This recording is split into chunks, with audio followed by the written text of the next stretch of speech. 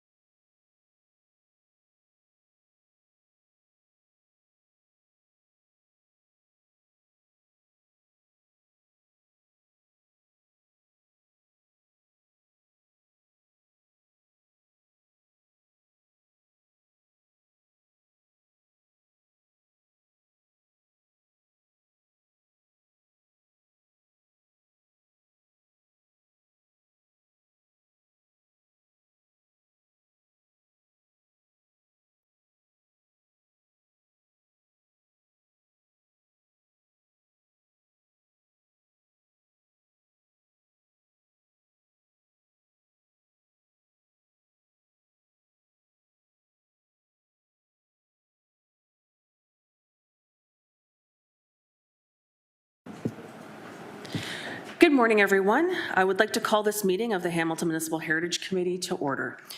Please be advised that our meetings are webcast live by the City of Hamilton and temporarily archived on the city's website.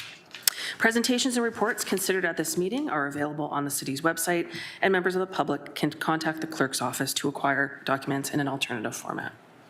So as we move on to our meeting, we have our roll call. As I call out the names, if I can just get everyone to acknowledge that they're present. Councillor Pearson, Janice Brown, Present. Karen Burke, Present. Graham Carroll, Present. Charles Dimitri, Present. Lynn Lundstedt, Present. Robin McKee, Present. Timothy Ritchie, Will Rosart, Present. I'll ask you to use your mics when you need to speak. Moving on to the approval of our agenda. Madam Clerk, are there any changes to the agenda today? Yes, we have several changes to the agenda. Madam Clerk, Madam Chair, under item 5, communications, 5.1, correspondence from the City of Hamilton Planning Division respecting 6668 Tarleton Avenue West, Hamilton, and requirements for giving notice of intention to demolish under the Ontario Heritage Act.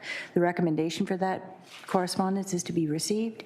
We have an additional delegation request today from Ida Nerez respecting item 5.1, which is the correspondence from city to property owner regarding 66 to 68 Tarleton Avenue West for today's meeting. Under consent items, we have delegated approval, heritage permit application 7.1H, heritage permit application HP 2022-022, 7.1I, heritage permit application HP 2022-024, heritage application 7.1J, HP 2022-025, item 7.3, policy and design working group meeting notes. And under discussion items, we have 10.3, additional inventory and research working group meeting notes of August 22nd. Just in regards to the delegation request for today's meeting from Ida Nerez, does the committee approve of the request and that they can speak to 5.1 before the other delegation? So that is something that we need to. So Janice? And Graham as well. Okay. Do you want to call upon one of the speakers? I don't know if they're moving and seconding or have questions. Janice, did you Have we approved the agenda, excuse me, through the chair? I have two corrections. Okay, so we can do that. What was your corrections, Janice? Yes, the two corrections are the spelling of our delegate's name. It is Eden, I-D-A-N, and his last name is Erez, E-R-E-Z. So if we could have that corrected. And lastly, I have been on our meetings agenda site at least 3 or 4 times, and the preliminary inventory and research document for 206 Main Street West, Arlo House, is consistently blank at my end. So I understand it was my fault, but apparently it's not. So that document is blank, and I don't know if anybody else can see it because I certainly can, and I checked in with Graham to make sure I wasn't losing my mind. Thank you. Those are my corrections on the agenda. Okay, thank you, Janice. And Lorraine has taken note of those. So if I can have a mover and a seconder to approve the agenda as amended. I see Graham and I see Lynn. And as we go to vote, is there anyone opposed? And we'll now do under that item is carried, and we'll now go to our delegation request. Do I have a mover and a seconder to allow them to speak if the committee so chooses? I see Graham and I see Lynn. And is there anyone opposed? Seeing that item, our delegation will be able to speak under item 5.1. Do we have any declarations of interest today? Seeing none, we'll move on to the approval of our minutes from the previous meeting. We have our meeting minutes from August 11th, 2022. May I have a motion to approve the minutes as presented? I see Lynn. And I see Graham. Is there anyone opposed to the approval of that? Seeing none, that item is carried. Item 5.1 is correspondence from the City of Hamilton Planning Division respecting 66 to 68 Tarleton Avenue West in Hamilton and requirements for giving notice of intention to demolish under the Ontario Heritage Act. May I have a motion to receive the communication item? I see Janice, and I need a seconder. I see Will. Would you like discussion before we do approval? Certainly. Okay. So before we move to the approval, do we have any discussion on this item? Any questions for staff? I see Janice. So Janice, go ahead. Janice, you're muted. Yes, through the chair, and this is not a question for staff. This is a comment. I would like to thank Idan Erez for coming forward and alerting members of his immediate community in the Tarleton area, and of course alerting the Duran Neighborhood Association. Without folks like Eden, I think our heritage could be in greater difficulty. It takes a community to look after heritage, and that means the folks living here as well as the folks working in heritage. So Eden, on behalf of myself and the Duran Neighborhood Association and your immediate community, thank you, because this is a very important issue. Thank you. Thank you, Janice. Is this an opportune time for me to speak? So Eden, what we're going to do is we're going to receive the communication item first, and then we'll move on to you to be able to speak. Thank you. Okay.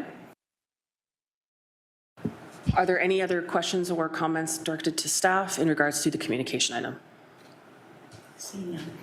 Seeing none, may I have a motion, or we'll now vote. Is there anyone opposed? That item is carried. As we move on to the delegation request, welcome Eden, and now is the opportunity for you to make your statement. Well, thank you, Madam Chair, and thank you, Janice, for facilitating my discussion today, and also thank you to Councillor Farr and Mr. Kretsch, if you're listening as well, for supporting my request. I know you have a full agenda today, so I don't want to take up a lot of everybody's time. But I just did want to discuss this property at 6668 Tarleton Avenue West. The house that's immediately adjacent to my own property where I live with my wife and my 3 young kids. And for over a year now, I've been witnessing the degradation of that property through the neglect of its owner. The last tenant moved out in January, and I notified the cultural heritage planner about that right away, asking if there were any permits granted for redeveloping the property. She replied that she wasn't aware of any, but thought that heritage staff would be copied on any permit because the building was on the register. And then in February, there was a huge flood on the property and the fire department came to deal with it. So I wrote again to the heritage planner expressing my concern that the owner, whether by design or neglect, was allowing the building to fall into such a state of disrepair that it would need to be condemned and demolished, regardless of the heritage designation. So I asked for suggestions about what could be done by me or by the city to prevent that from happening. She answered that she would look into it with municipal law enforcement, and then she got back to me saying that MLE told her that the property didn't then meet the vacant property criteria, and only if it would come to meet those criteria would it become subject to regular monitoring. So she invited me to contact Emily if I saw any infractions. And so I next wrote to her in April, advising that the power lines had now been cut, which I understood made the building a vacant property. And I also reported that to Emily, which didn't respond to me. And then the planner told me that she would follow up with Emily herself, but then she went on an extended leave and I couldn't connect with anybody else at the Heritage Office for some time. And in the meantime, the building was falling increasingly into a state of disrepair. And over the summer, it started being occupied by squatters. So I found myself calling the police repeatedly whenever I saw a squatter coming in or out. They told me to contact bylaw enforcement. So I did that. Bylaw enforcement put me through to somebody at the Vacant Buildings Department who said that he would send somebody out to look at it. And if the building proved to be not secure, then he would send a contractor to board it up, which sounded fine to me. But that didn't happen. And the Vacant Buildings Department hasn't returned my follow-up call. So the state of the building right now is deplorable. It's easy to get in and out from multiple entry points, as was related to me by the police. And I feel bad about calling them all the time because I think they have better things to do. But at the same time, it's a real safety concern for me. because I'm worried there's going to be a fire there, like there was 2 houses over from me on the other side. And I found a glass pipe on the lawn that I share with that unit. So I think there are illegal things happening there, and there's garbage everywhere. The doors are shattered, the windows are shattered, and there's also evidence of people on my own porch at night. So my question, I guess, for the committee is, what can you do to prevent the further deterioration of this heritage building? And what can I do to help you? And if you can't do anything, who can?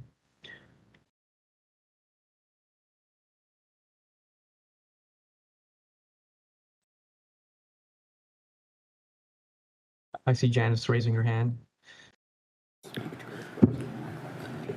Go ahead, Janice. Janice, you're on mute. Through the chair to the appropriate staff, I'm going to ask this first question. This is the second time now I have heard when I personally asked if a building was considered vacant, why wasn't it considered vacant? And I would like to know just what is the criteria for a building to be considered vacant. That seems to be one of many issues that this community is suffering as a result of this house. So could somebody let me know what constitutes a vacant building?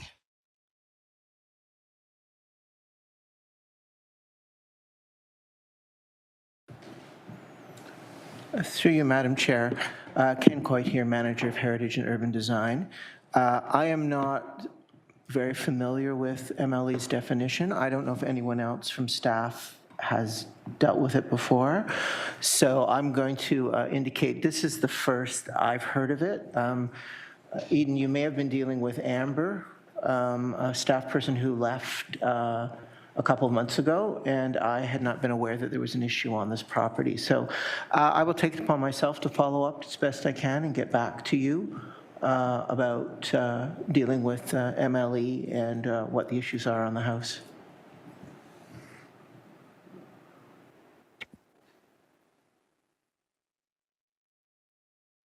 Eden, I believe that you are muted.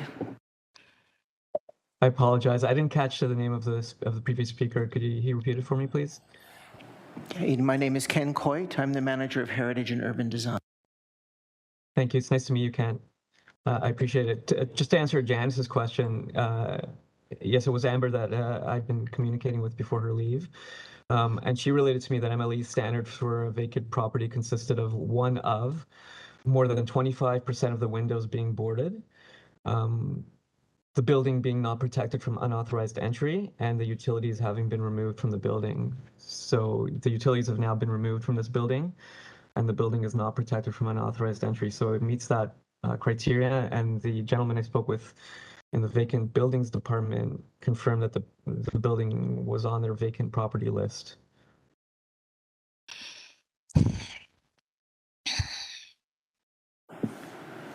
Go ahead, Janice. Yes, through the chair. And again, I'm making some general comments here.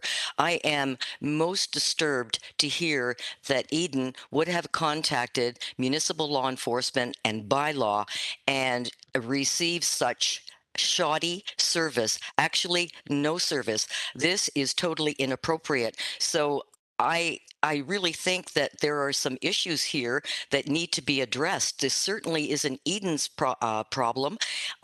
It stems from what the city is responsible for as far as looking after properties and the community. There is a disconnect. Thank you.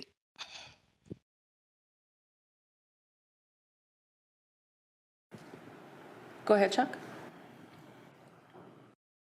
Thank you, Madam Chair. I'd like to ask a question of staff as well. And I'm just reading the September the 6th letter from Chloe back to the numbered Ontario company. And it mentions both an excavation permit that was issued on June the 20th, and then I think a potential, although it hasn't been set yet, building permit. Can you clarify the difference and what the status of that excavation permit is right now? for the benefit of the committee? Through you, Madam Chair, the excavation permit, my understanding is it has more to do with, it was a curb cut and removing services. When the letter mentions the building permit, what we're looking for in terms of what's key to a listed or registered property would be if the building itself is being proposed for demolition, then the owner would need to provide their notice. And at the time of writing the letter, staff were not aware of any such application for a demolition permit to building, and we had not received a notice from the owner regarding demolition. So the purpose of the letter is really to clarify what their responsibilities are under the Ontario Heritage Act as owners of a registered property.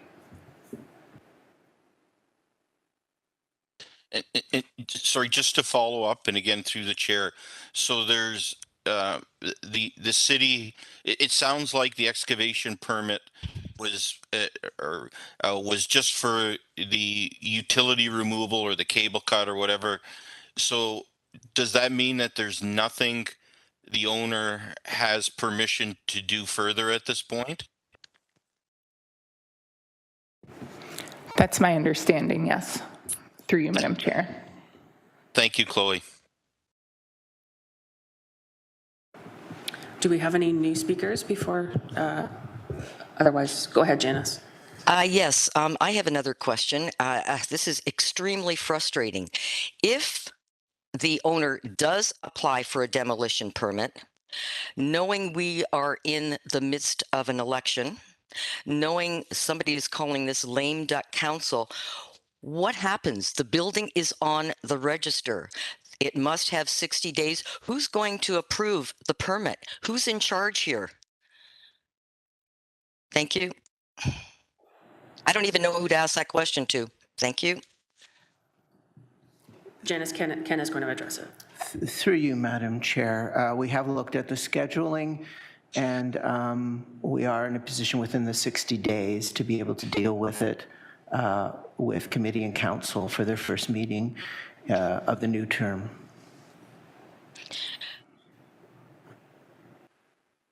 Go ahead, Janice. Through the chair, back to Ken. Within the next 60 days, if he doesn't apply for it in the next 60 days, but decides in a month from now, who's in charge? What happens to that demolition permit? Where does that go? Through you, Madam. Through you, Madam Chair, it would follow our standard process, and we have the 60 days in which to decide to designate and properly process the permit. So we would be able to make that decision by council in December. Are there any, through the chair to Ken, are there any other timelines or outside organizations that could be considered? What other options does this owner have to just move forward?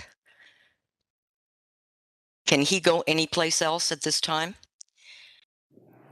Through you, Madam Chair. Janice, I'm not understanding your question. Through what other, move forward in what other way? I'm talking about the Ontario Land Tribunal. If decisions are not made by this council or by the new council or whoever is going to be looking after things, does that owner have an opportunity to do this and move forward to that situation? So it's my understanding if we don't make a decision within the 60 days, the demolition is granted. After that, then they would be able to take the decision to the OLT. Thank you. That's what I think we needed to hear, folks. This has gotten out of control. Sorry, I'm very frustrated.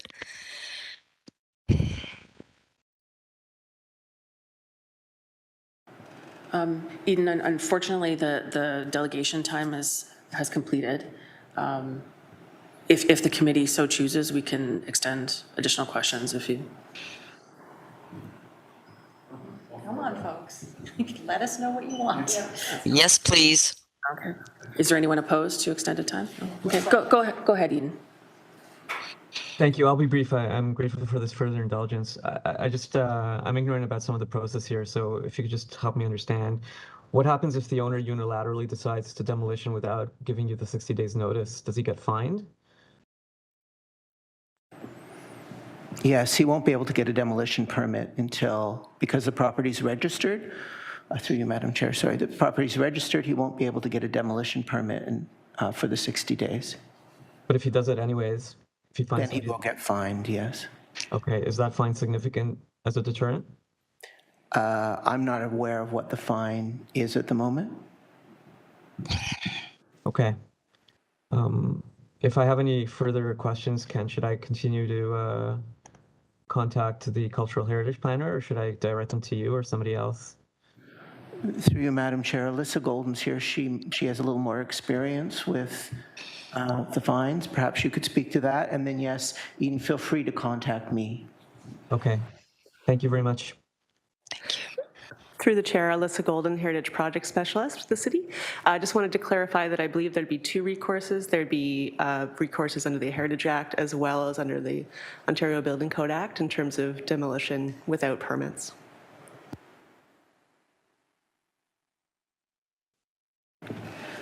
Are there any other questions or discussion? Go ahead, Graham.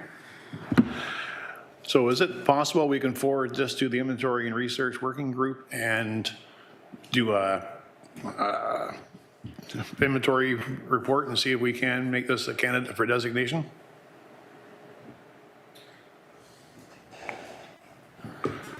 You can. You certainly can. Yeah, absolutely. Yeah, because I think that's probably about our only recourse right now, is it not? Yeah. So would you like to put that motion? I would like to put that motion forward.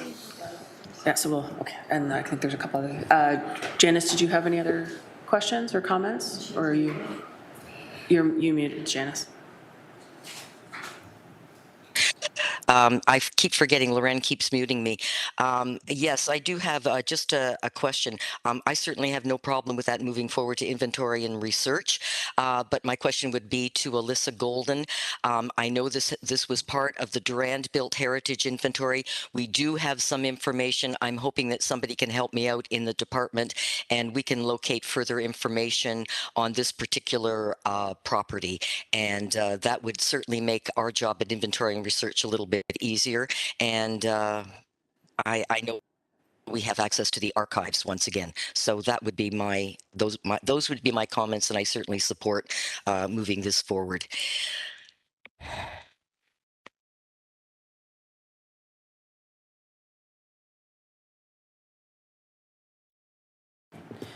Okay, so thank you, Janice.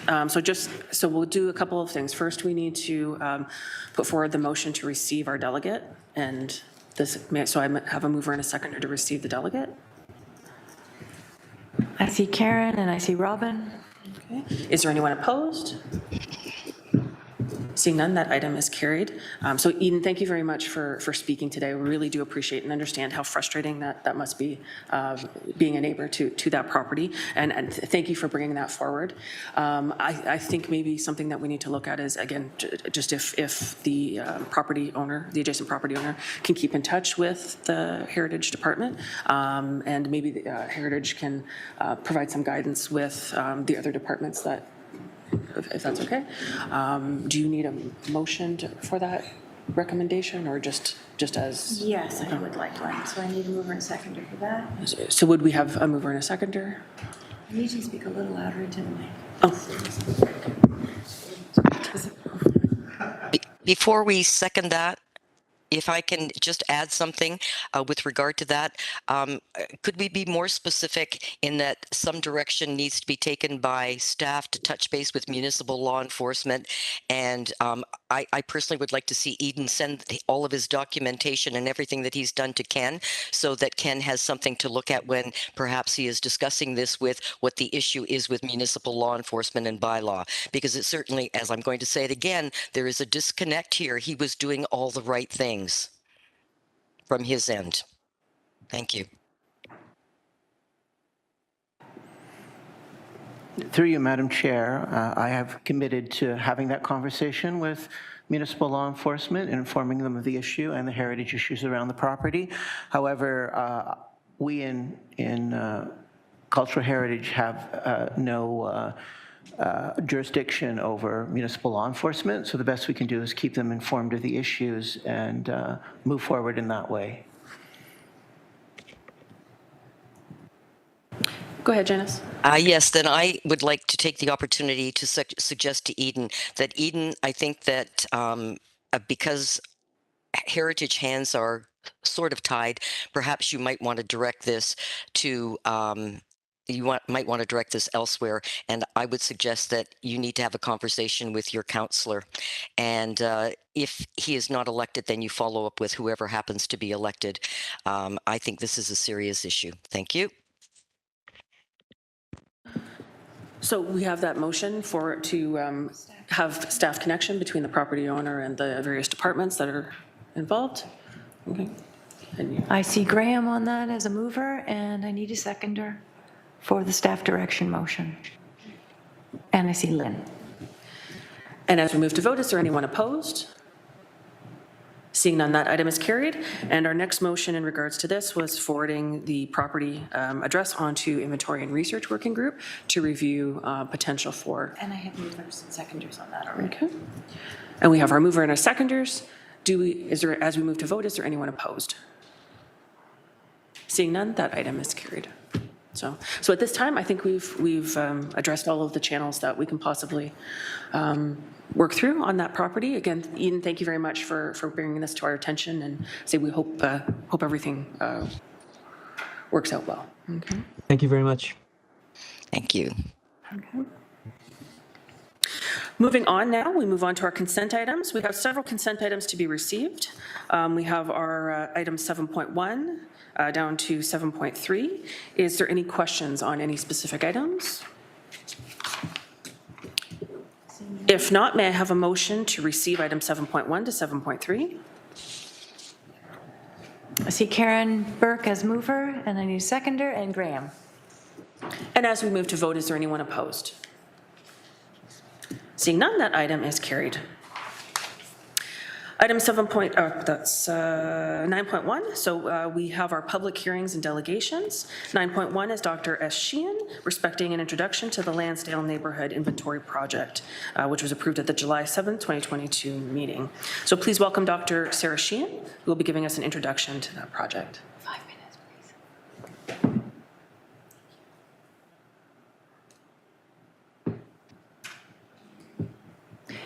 Sarah, it's Lorraine Kohler from the clerk's office. You are muted at this time, so you may want to unmute your microphone, please. And if you can, to turn on your video. Sure.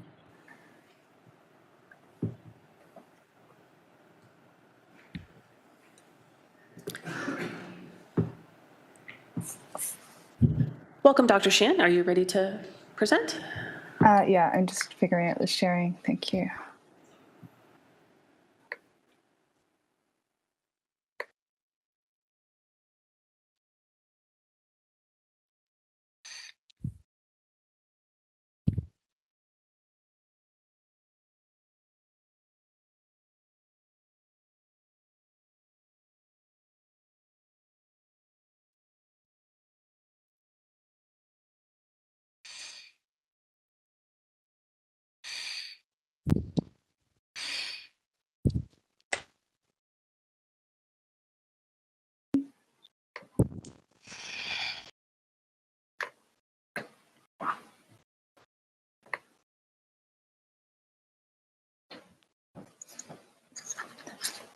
All right, can everyone see my screen okay? We can, yep. Great. So good morning. Thanks so much for having me here to introduce the Lansdale Neighborhood Inventory Project. As some of you know, I'm a Lansdale resident who studied art history at the University of Toronto. I'm also the chair of a new nonprofit that's grown out of the Friends of St. Giles, with a broader focus on reuse in our built environment. And this will be one of our first projects. The Lansdale Neighborhood Inventory is a community-led project inspired by the recent community-led inventories in Beasley and Ancaster. Alyssa Golden and I started a conversation about inventory work in Ward 3 back in January, and we soon decided to take a neighborhood approach and start with Lansdale at the western edge of Ward 3. As local area residents know, Lansdale is a well-preserved downtown neighborhood that's perhaps underappreciated in terms of its wealth of historic building stock. Our project team consists of myself as project lead, Stefan Spolnick, the volunteer coordinator and fellow Lansdale resident, Alyssa Golden with the City of Hamilton, and of course our wonderful volunteers. Lansdale is a central Hamilton neighborhood east of Beasley and north of Stinson, whose main development dates to the later 19th and early 20th centuries. Its historic buildings show a lot of variety. We have commercial and institutional, residential, industrial, and places of worship. Lansdale contains 2,111 properties. About 10% of those have been inventoried. The area includes two commercial corridors, Barton Street East with its BIA and annual festival, and King Street East on the route of the future LRT. Lansdale is also a popular residential neighborhood. These photos are from realtor listings from the spring and summer. Lansdale is bounded by Wellington to the west, Wentworth to the east, Main Street East to the south, and the railway line to the north. The west side of Wellington has been inventoried thanks to the ERA Downtown Inventory and the Beasley Neighborhood Inventory. Project volunteers will survey Main, Wentworth, and the rail corridor. There are currently 3 protected properties in Lansdale. The former West Avenue School, designated in 1988. The Iglesia Pentecostal Hispania, former St. Andrew's Presbyterian and Lincoln Alexander Community Center, also designated in 1988. And the Babies Dispensary Guild, which is protected by Municipal Heritage easement from around 2016. There are also 2 properties on the register, the Rebels Rock building and the former Pearl Company industrial building. So research is one of the fun parts of inventory work, and we welcome people's archival photos of the area, which show previous uses of the neighborhood buildings. Some examples on Barton at Leaning, the Mills Hardware, a Loblaws Groceria, and a drugstore. And across the street, the Empire Theater, circa 1947. What surprises could be in store? Just a sample of Lansdale's industrial heritage. This is the Meekins and Sons factories at King and West Avenue South. And thanks to the places of worship inventory, 8 churches and former churches have been inventoried in the Lansdale neighborhood. 2 church reuse projects are located just outside the area boundaries on Main and on Wentworth. Volunteer training took place just this week with survey work planned for the fall season very soon. And we look forward to sharing updates on this exciting community-led project. Thank you. Thank you, Sarah. Thank you so much for that presentation, and I really do appreciate you and the team taking this project on. It's really important for the neighborhood, so that's great. As we move on, is there any questions for our speaker? Any comments? Janice? Go ahead, Janice. Just a comment. Thank you, Sarah, for beginning this project, and of course to Alyssa and your wonderful volunteers that are going to help you with this. I think the more properties that we get inventoried, the better it is for the city. So I really appreciate your initiative. Thank you once again.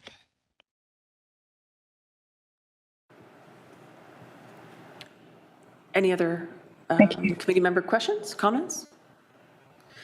Seeing none, may I have a motion to receive the delegation? I see Will and I see Graham. And as we move to vote, is there anyone opposed? Seeing none, that item is carried. Again, thank you very much, Dr. Sheehan, and we look forward to updates on the project and seeing what the final product is. Thanks so much. Item 10.1 is our Inventory and Research Working Group meeting notes from May 30th, 2022. May I have a mover and a seconder to put forward the recommendation? Right now, the recommendation included in these meeting notes is the Inventory and Research Working Group recommends that 111 Inc. Sutter Road, Flamborough, be added to the Municipal Heritage Register as a non-designated property. So do we have a mover and a seconder in regards to that? I see Janice and I see Lynn. Before we move on to the vote, is there any questions in regards to that recommendation? No. None. As we move to vote, is there anyone opposed to the recommendation before us? Seeing none, that item is carried. Item 10.2 is the register listing objections to the Beasley neighborhood. So we have before us council to receive the notice of objection attached to Appendix A to report to PED 22135A from the owners of 188 Mary Street and 43 Robert Street, Hamilton, objecting to the notices of council's decision to list the non-designated properties on the Municipal Heritage Register under Section 27 of the Ontario Heritage Act. And B, that council continue to include 188 Mary Street and 43 Robert Street, Hamilton, on the Municipal Heritage Register as non-designated properties that council believes to be of cultural heritage value or interest pursuant to Section 27(8) of the Ontario Heritage Act. So these are the recommendations before us. Do we have a mover and a seconder to bring those to the floor? I see Graham. And Do we have a I see seconder? Karen. Before we move to the vote, is there any questions in regards to that recommendation? Seeing none, and as we move to vote, is there anyone opposed? Seeing none, that item is carried. Item 10.3 is our Inventory and Research Working Group meeting notes of August 22nd, 2022. So we have before us a fairly lengthy list of recommendations. Before we move on, Janice, would you care to speak to any of those items? Janice, you're muted. Yes, through the chair, I would like to speak to, let me get my notes here. Too many pieces of paper. Yes, I would like to bring up 175 Lawrence Road. And it's just that the Inventory and Research Working Group, they were definitely in favor of adding it to the Municipal Heritage Register as a non-designated cultural heritage landscape. However, we could not come to any conclusion as to whether or not it should be added to the staff's work plan as a low priority. This is I know that Graham has more knowledge of this particular space than I do, but it is in a unique setting in that it is not truly accessible, and those were some of our concerns, and we didn't know how we should move forward and perhaps protect this greater than we should be. So that would be my comment on 175. Perhaps Graham or Chloe, you might want to add more. It certainly has an amazing history, and I think that it just signed off recently. I don't have all of the notes in front of me, but I know Chloe, since she presented this, could go through this. And a company well over 100 years that has been in the process of creating Hamilton bricks. So I'd like to bring that forward to the group, because I think that what we requested was that there be some discussion around this table, and we leave it to the Hamilton Municipal Heritage Committee to perhaps help us out and make the final decision.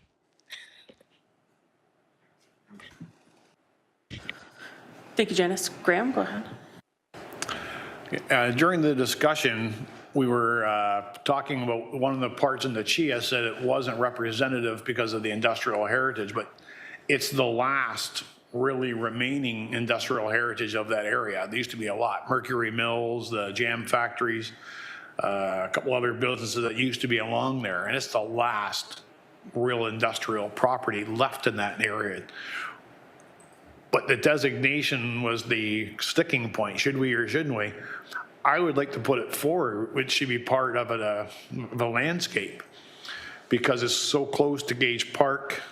The original office is still across the street from there, and it blends into the escarpment. So I think we should protect it more than just the register, or I kind of like to make it as a landscape.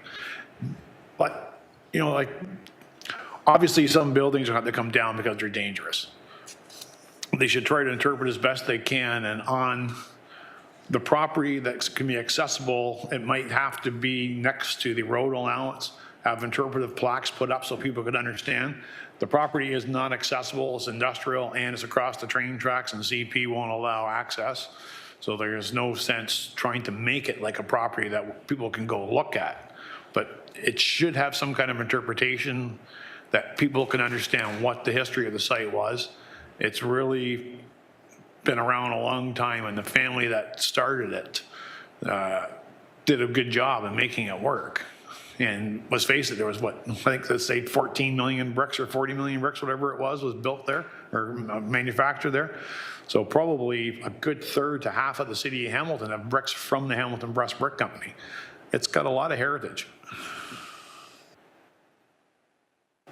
So right now, just in regards to that item, 175 Lawrence Road, Hamilton, the former Hamilton Press Brick Company, right now before us, the recommendation is that Inventory and Research Working Group recommends that 175 Lawrence Road, Hamilton be added to the Municipal Heritage Register as a non-designated cultural heritage landscape, and B, that the HMHC should review and discuss if additional protection beyond the register is warranted, but there's no recommendation for adding it to staff's work plan for designation. So Graham, are you putting forward that motion for?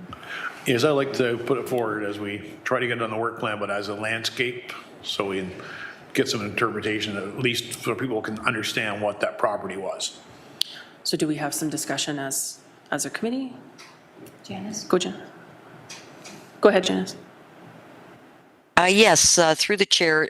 And maybe to Alyssa Golden. Graham's talking about a cultural heritage landscape and an interpretation. And I was just watching CHTV, and apparently the city of Hamilton, I think it's Culture and Tourism, are doing a huge, not plaquing, but an interpretation of the Electric City and Tesla. So if that's possible for them to do that, I'm not sure where that's going to go. Could that not be worked into something so that this property could be recognized with a wonderful interpretation?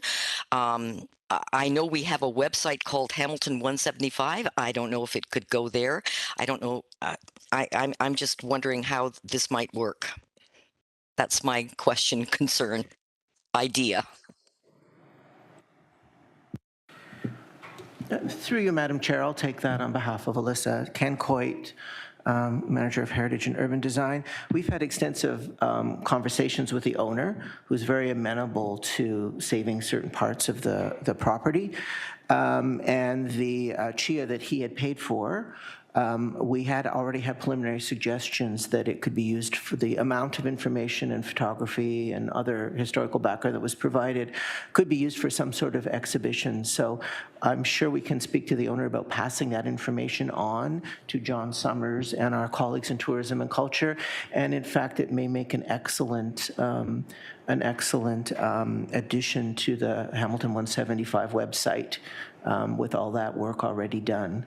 So we would need the owner's permission, of course, to do that, but we can have that conversation.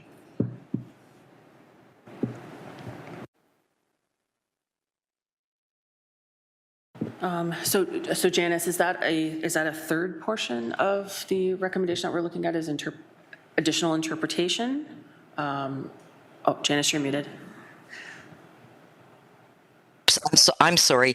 Again, through the chair, you know, it's one thing to put it on the work list, but if we could get something that people would actually be able to see and visit and visit either digitally or in person, if there were such a place to display something like this, I think it certainly tells the history and the story. So I certainly could see this added to our recommendation. And but have Ken Coit approach John Summers and team and whoever's in charge of the interpretive work and the owner. Through you, Madam Chair, I'll have to reach out to John and Chris Redford, but it's my recollection from my many walks along the rail trail above that site that there may already be an interpretation plaque there that speaks to Hamilton Press Brick. So again, we'll have that conversation with John and the tourism and culture people.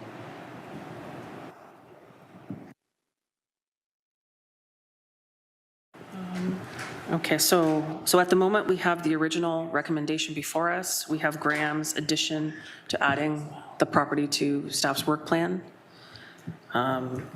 with commentary on interpretation, enhanced interpretation for the property. Do we have any other further discussions, comments from committee members? How would you like to proceed?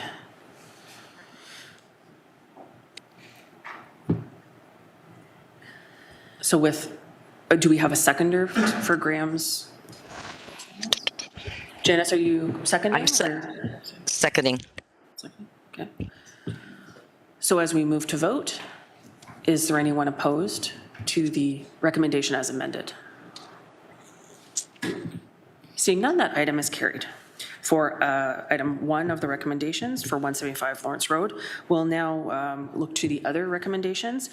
Recommendation number 2 was for 206 Main Street West. This is the Inventory and Research Working Group recommends that 206 Main Street West in Hamilton be added to staff's designation work plan, low priority. Do we have a mover and a seconder? Janice? Yes. Lynn? Janice and Lynn? And as we move to vote, is there anyone opposed to that recommendation? Seeing none, that item is carried. And through the chair, may I make a correction? The Built Heritage Inventory form is currently incorrect. It says that this property is on the inventory. It should read this property is on the register. The one that's blank. We'll make sure that's corrected, Janice. Thank you very much. Okay.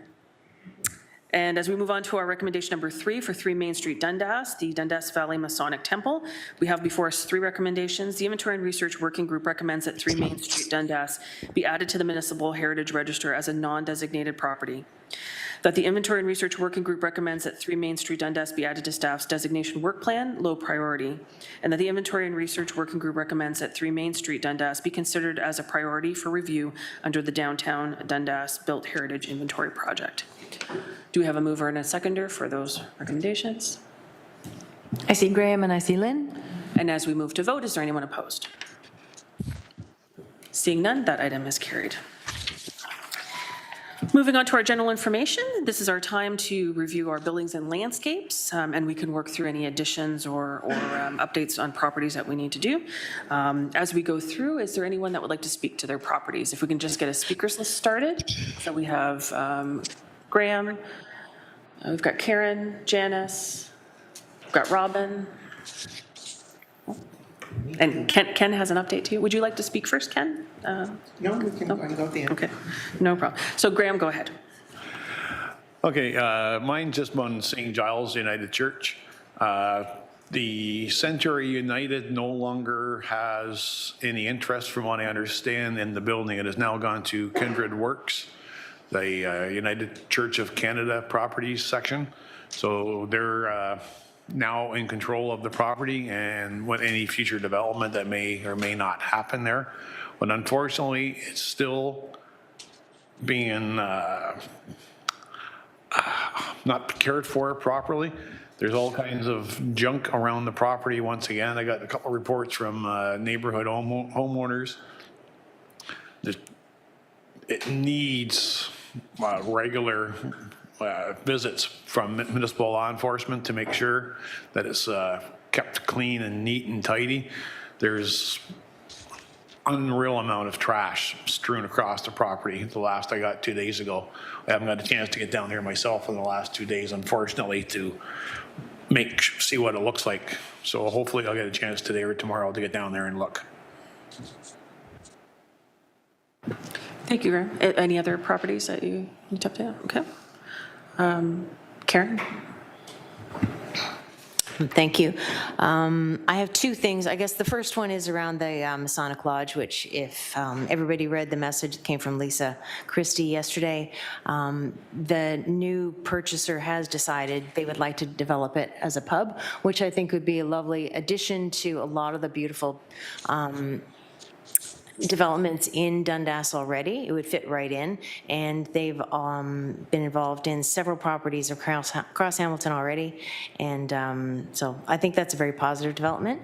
The second one is on 64 Hat Street, which is the what's it called again?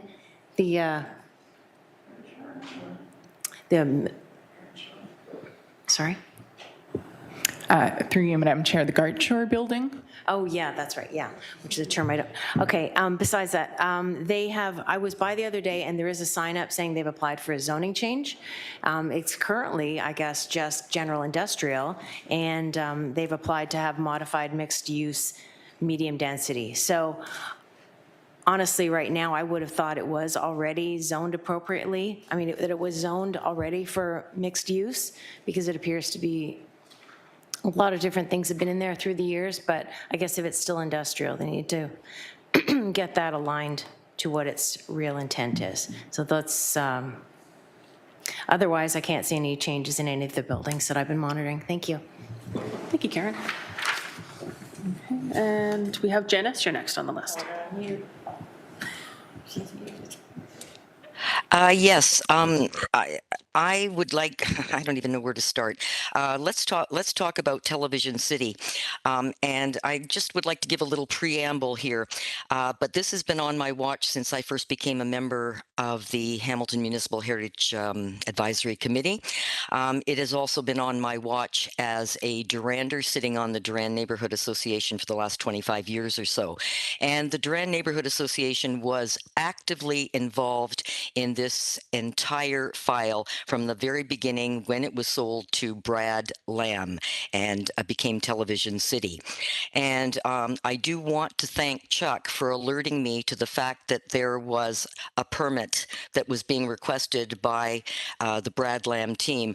Had it not been for Chuck notifying me, I would not have known this. The Duran Neighborhood Association would have not known this. And I really find it difficult to comprehend that a community organization that has been as active as the DNA, and personally myself, being involved with this and watching this since the property was sold, and this goes back to a zoning change when originally Television City was supposed to be 12 stories, and then something happened, and lo and behold, now they could go for over 30 stories. That is another story. So needless to say, it is frustrating, and this continues to be on our radar. So when I heard that there was a permit review and there was going to be some work done on the 1983 spaceship portion of the designated 163 Jackson Street West, I listened in entirety to permit review. Of course, there is no opportunity to speak at these meetings, so the only opportunity to speak would be at Hamilton Municipal Heritage Committee. And my question would be, when is this going to come before Hamilton Municipal Heritage Committee, and when will it go to council?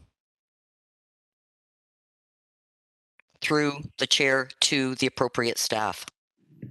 Through you, Madam Chair, we're preparing a report based on Chuck's minutes that will come to the next Municipal Heritage Committee.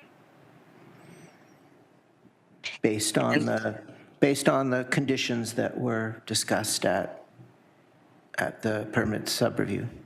And at that time, will it be possible for delegates to make a presentation? Lauren? Yes. Okay, thank you very much. That is important. So can I add a comment too, if it's okay? Go ahead, Chuck. Yeah, absolutely. Thank you, Alyssa, and through the chair. So as Janice said, we had this discussion on Tuesday. We recommended approval subject to six conditions. I'm crafting minutes right now. The draft will be out this week for staff review, and it'll be approved at the next it'll hopefully be approved. I guess I shouldn't take for granted the approval of the committee at the next heritage permit review, which I think is October the 18th.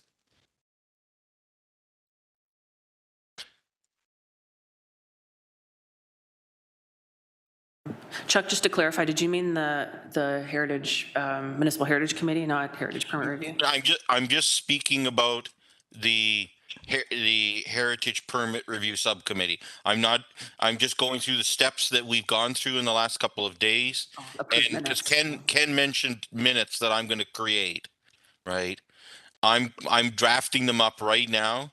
They're going to go to staff, but the Heritage Permit Review Subcommittee will not approve them until the next Heritage Permit Review meeting,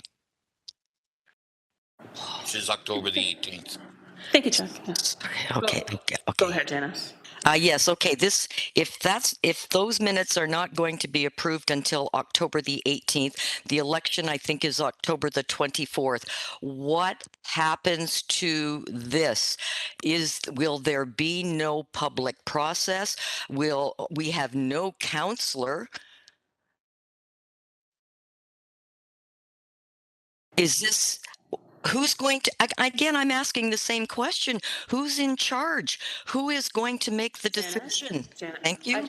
So Janice, Ken is going to clarify the timing of things. So again, Janice, we're in our deadline times for when we have to respond to a permit.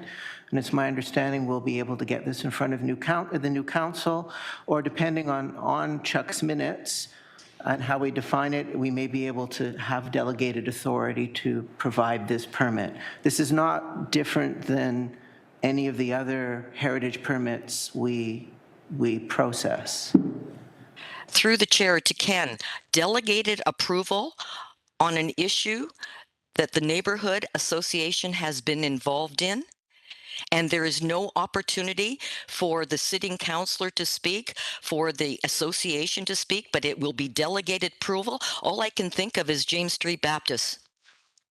I'm sorry. Through you, Madam Chairman, Steve Robichaud, Director of Planning and Chief Planner.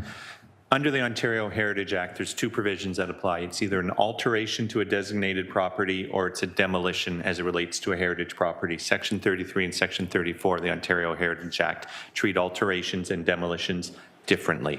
So that's just one matter for consideration. James Street Baptist Church, after consulting with the city's legal department, was determined to be an alteration and not a demolition. And therefore, because the Municipal Heritage Committee did not seek to undelegate the approval, based on the advice of the Heritage Permit Subcommittee and the review done by staff, the heritage permit to allow for that alteration was issued. The protocol under the delegated authority is, the bylaw doesn't speak to it, but the protocol is if either the Heritage Permit Subcommittee or myself aren't comfortable with it, and one of us or both recommend denial, then it would come to Heritage Committee, Planning Committee, and then Council for a determination.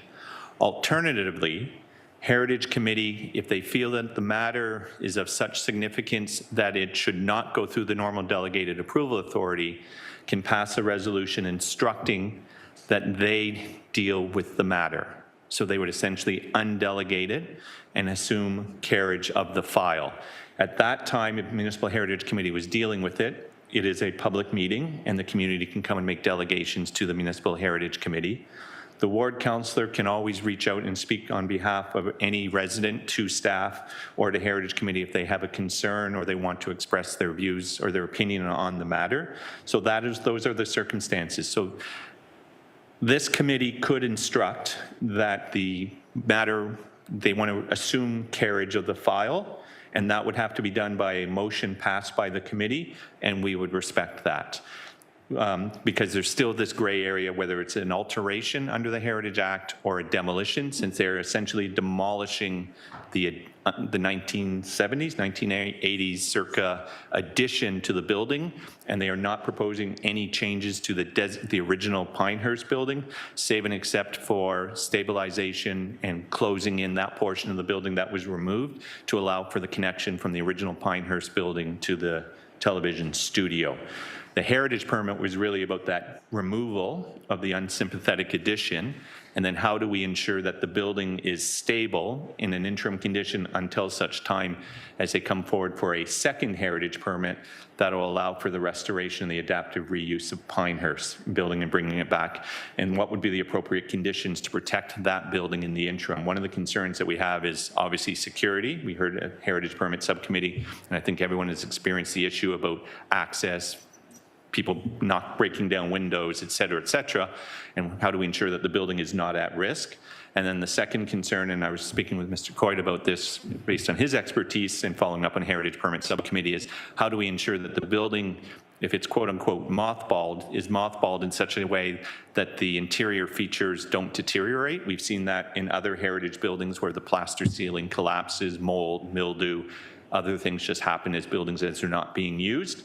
And then also that follow-up conversation, which I think was a good point made at Heritage Permit Subcommittee, is there an opportunity for the new owners to somehow use this building in an interim condition, i.e. is it the superintendent's office, is it a construction office, so that if we have people using the building, then in theory it might reduce the concern that undesirable behavior or activity would be occurring in the building and would go unnoticed, whether that's simply water damage or vandalism, or the worst case scenario like a fire happens in a building if it's vacant for an extended period of time. We've had that experience on some of the other buildings. I'm thinking Long and Bisbee. That building has had some unfortunate incidents associated with it. So those are all things that we were trying to address. But getting it right back to your point, Ms. Brown, the simplest thing is, if based on your concerns, as I understand your comments, would be for Heritage, this committee to simply assume carriage of the file. And then in that case, then the heritage permit would come to this committee as soon as possible. And then a determination would be made whether to approve or deny the ask to demolish the addition. And if it was to be approved, what conditions could be attached to it. Or we just deem it to be an alteration and it proceeds under the delegated authority, assuming I heard from Heritage Permit Subcommittee, I listened to the meeting, I'm still not sure, because staff have not completed putting together what the terms and conditions would be and getting the owner's consent to it, whether or not I'm comfortable signing that delegated approval authority letter until all the details are sorted out. Sorry for a long interjection, but I just felt that I wanted just to speak and raise those elements. I will now be quiet. Thank you. And through the chair back. Thank you, Steve, for that explanation. And through the chair and back to Steve again. You talk so long and you made so many points that I forget what I actually want to say unless I write it down. I would like to, I finally got my thoughts back. Thank God I don't have brain fog. I would like to bring this forward to Hamilton Municipal Heritage Committee so that it does not become a decision by delegated authority. So I would like to know how quickly I would have to do this and when this would have to happen. And the reason I say that is that the vote was 5-4. That is a close vote.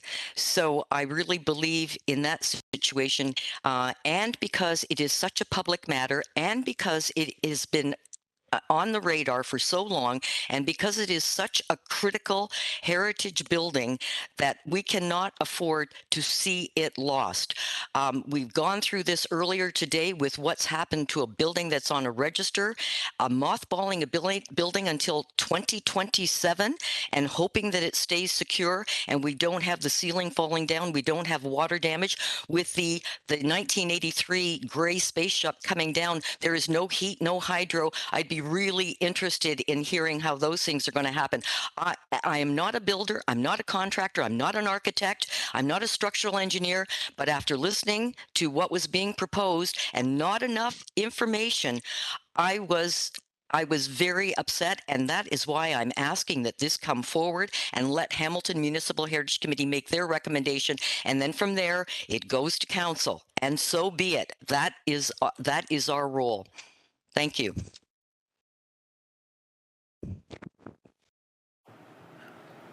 Thank you, Janice. Graham, is yours a question in regards to this property? Okay, go ahead, Graham. Yeah. So what steps do we have to do and when do we do them if we wanted to take carriage of it as a committee? And as a committee, can we, instead of, if we don't deny it, can we also add conditions to the permit as a committee? Through you, Madam Chairman, I would suggest that the committee today would have to pass a motion saying that the authority is effectively undelegated, for lack of better terminology. And secondly, yes, you can add conditions to a heritage permit, or that they direct staff when we report back on this matter, that we report back with options and alternatives to address those elements, that without getting into the specifics today, if it was the heat and hydro, stabilization of the building, security of the building, programmed use of the building, et cetera, basically the elements that were discussed at, was it Tuesday night's meeting, and that we would then include in the alternatives for consideration and a staff recommendation, obviously, but to list those items as part of it. But the first thing would be to pass a motion today on the undelegated authority aspect. Thank you. Thank you very much, Steve. I guess you were listening and you heard a lot of my concerns, and, and I have many on this building. Thank you. Go ahead, Janice. Through the chair, I would like to move that delegated authority be removed from Television City and this file be passed on to Hamilton Municipal Heritage Committee for their recommendations. Okay. I'd second that. Lorraine, do you need any clarification of the terminology? Thank you, Mayor. Through the chair and to the committee. So the first item or action would be to remove the delegated authority over the property on 163 Jackson Street, and then there was discussion on that staff report back on the elements. That's where I've lost the wording to a future Heritage Committee meeting. To the clerk, it would be that as part of the, when we report back, that it include, based on the advice of Heritage Permit Subcommittee and other considerations in order to provide further protection, retention, and stabilization of the heritage resource. Thank you very much. Thank you. So that is the motion put forward by Janice, seconded by Robin. Chuck, did you have a clarification or comment? Yes, before the motion goes forward, I just wanted to make a comment, and perhaps it's giving some additional insight. I think it came up that five people voted for this the other day in favor of approving it subject to conditions. While I have no issue whatsoever with another look at it, I mean, again, we spent over 2 hours discussing this with the applicant, discussing it with staff, discussing it amongst ourselves on the appropriate path going forward. So with respect to those 5 people, I'll say in advance that I'm going to vote against the motion. But again, I can live with a solution otherwise, or an additional step of oversight. And again, it's simply because, the committee spent, I can't believe we're going to spend more time, and I have issues as well, with this. It's a question of, how much additional bounds you want to put on this. So I do share some of the concerns, but I want to make it very clear that 5 people on that committee voted to approve it subject to those conditions, and one of those 5 was me. So thank you, Chuck. And I think I need to express, our appreciation to the members of the permit review subcommittee. I know it's a lot of time spent reviewing the properties, and I think it's valuable, the discussions that you've had to help sort of educate on the item and to creating those conditions. So this is just one additional step that we're going to take to make sure that the property is handled the best and most appropriate way. So so if there's no other discussion, we've got the motion on the table. As we move to vote, is there anyone opposed? Chuck has stated his opposition. Any others? If not, that item is carried. Janice, before we move on to our next speaker, did you have any other properties that you wish to give updates on? Yes, I do. Not updates, but having just had Eden Erez, and 6668 Charlton Avenue West and his delegation. I would like to add that building to the watch list, and I obviously will look after that. And it is a building that is definitely threatened. So it would be, help me, my notes are all over the place. It is a building that is definitely threatened. So that would be, is that under C, folks? Whose status, no, it's not stable. So undergoing some such as change, but are not perceived. Okay, it's under A. So if we could add 13.1A, 6668. And the building to 13.1C, 206 Arlo, 206 Main Street West, Arlo House. That is currently stable, but that should be on my watch list as well, since it has just been approved for designation, adding to the low priority. Thank you. Those are my concerns and updates. So adding Arlo. Janice, just to clarify, I'm just looking at the list here. Is Arlo House on the list already, or you're asking to add? No, it's not. It should be added. And actually, I saw one other thing that could be changed. St. Giles, it's David Belland is listed, and it should be Graham Carroll that's listed. So maybe that could be changed as well. Okay, so let's go through our separate motions. So the motion Janice has put forward is to add 66 to 68 Charlton to the list, to the red level list, and Janice will be the watcher of that property. Do I have a seconder? Graham? Is there anyone opposed? Seeing none, we'll add that item. The next would be to add Arlo House, the property that we discussed today, to, you wanted it on C, the green? C, yes, because it's stable.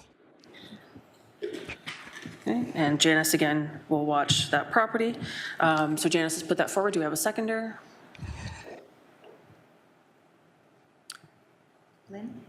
So Lynn has put that forward, and is there anyone opposed? What is the address of Arlo House? 206 Main Street West.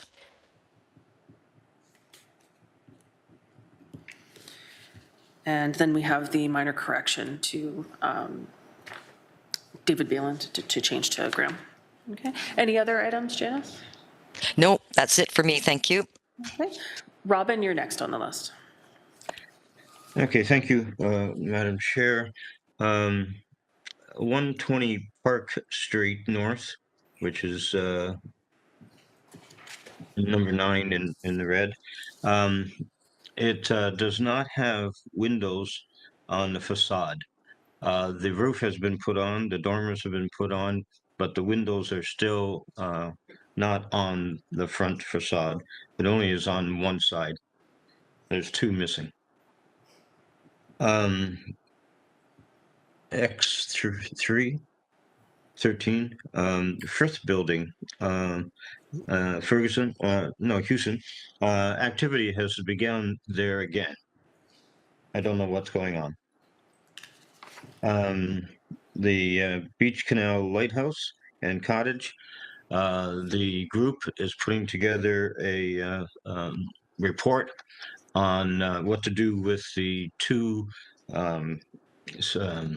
entranceways, the back and front staircases and porch.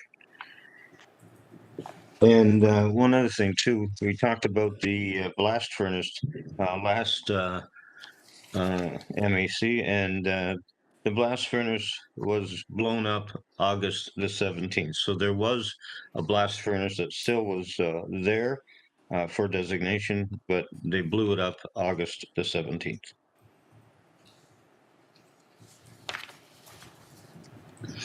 Okay. Okay, thank you, Robin. So just going back, in regards to the property at 120 Park with no windows on the front facade, I'm not sure if staff needs to follow up with. Through you, Madam Chair, to Robin, is this a case where the windows are boarded up and they're waiting for new windows, or are these windows open to the environment? Wide open. Okay, I'll add that to my list to speak to MLE. And then in regards to the Firth brothers, did staff have an update on any activities on the property? Through you, Madam Chair, I know there's development applications in on that. I don't know the status of them at the moment.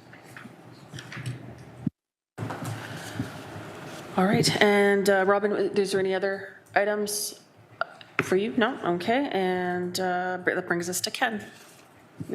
Ken, you had some updates you'd like to share? Thank you, Madam Chair. I'm going to hand it over to Chloe to introduce our new student, who you will hopefully be working with over the next, I'm not sure, 4 to 8 months? Through you, Madam Chair, I will introduce our new student, Kaylee Mcpherson. She's here for 4 months. She's with the University of Waterloo, and she lives in Cambridge. Kaylee, I'm not sure if you wanted to say a few words more about your placement, but I think she's doing a great job so far, and she's excited to be here. So hi, as Chloe mentioned, my name is Kaylee. I've met some of you virtually, but just to reintroduce myself, I'm a planning student at the University of Waterloo. So I just finished up my 3rd year, and this is my 3rd placement, and it's my first one in heritage planning, so I'm really excited to learn more about what pertains to heritage planning. And yeah, as Chloe mentioned, I'm from Cambridge, so I'm really familiar with heritage landscapes and such, and I look forward to working with you all. Through you, Madam Chair, I also have some other good news. Thanks to Steve and Jason, as we keep restructuring, we have created a position, Senior Project Manager, Heritage and Urban Design with a heritage focus.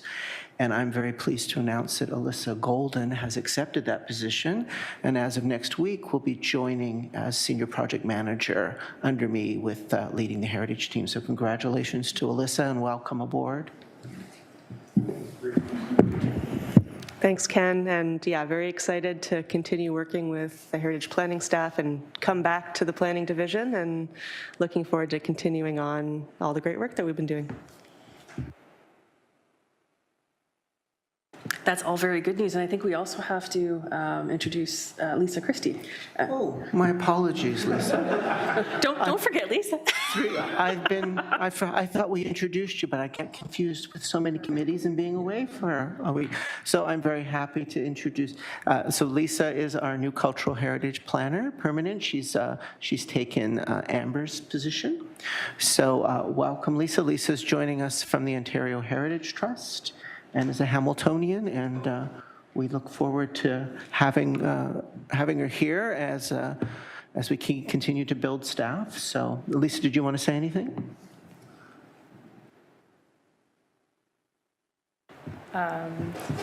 Sorry, through the chair, or do I have to do through the chair? Sorry, this is my first committee meeting, so it's great to be here, and I'm really excited to work with everybody on the heritage planning side of things. As Ken said, I came from the Heritage Trust, so I've been working with heritage buildings on a provincial level for a little while now, so I'm excited to kind of do the municipal level and work more within a community that I live in and everything to protect those buildings. So yeah, great work. I'm excited to work with you guys. Yeah. So welcome to you both, and congratulations, Alyssa. That's excellent news. So we're happy to have everybody on board and getting you a better, big, stronger team. The more resources that Ken has, the better.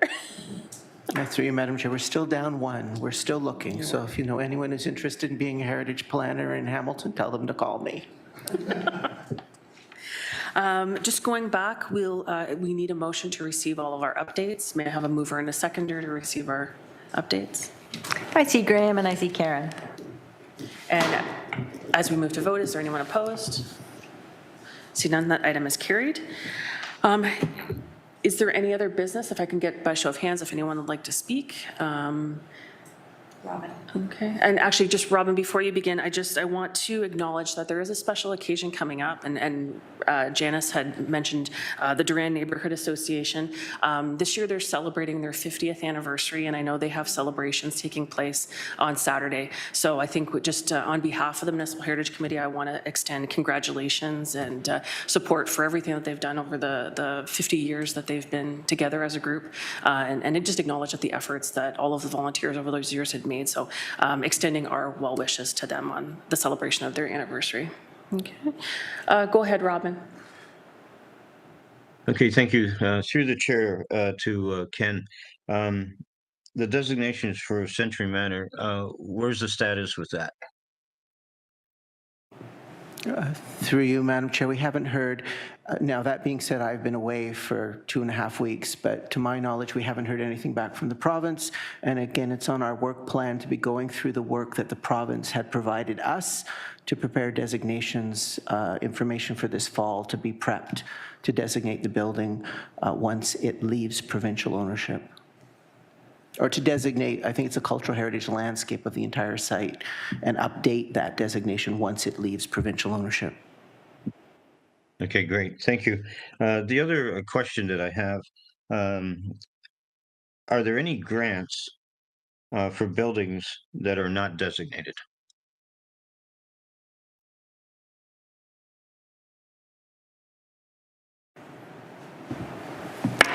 Through the chair, Alyssa Golden again. So there aren't any heritage-related grants for non-designated or non-heritage easement properties. We do have a number of financial incentives offered to the city for those types of properties that are protected and that we can manage change to. But for listed properties on the register, non-designated or inventoried properties, we don't have heritage-related financial incentives.